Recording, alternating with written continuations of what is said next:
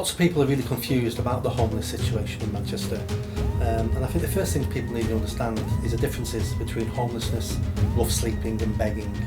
I think it's hard to miss the scale of homelessness and rough sleeping in Manchester at the moment.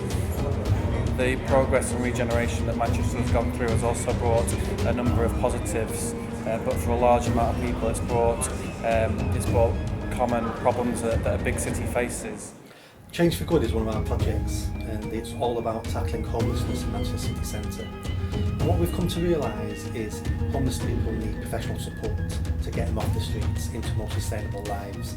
So our role is all about being that link between the vulnerable individuals on the streets and the professional support services that are working in and around the city centre.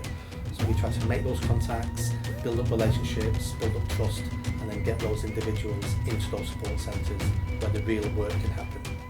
The setup for the project is to provide the outreach work, so it's directly engaging people who are rough sleeping in Manchester.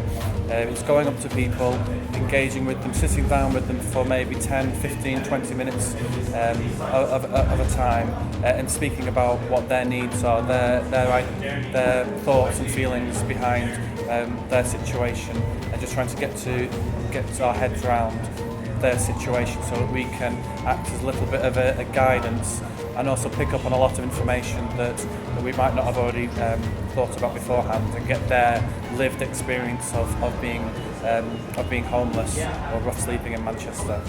About 80% of people begging in Manchester city centre are not homeless, they're begging to raise money for alcohol and drug addiction.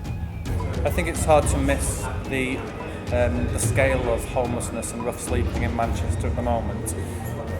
The progress and regeneration that Manchester has gone through has also brought a number of positives, but for a large amount of people it's brought common problems that a big city faces.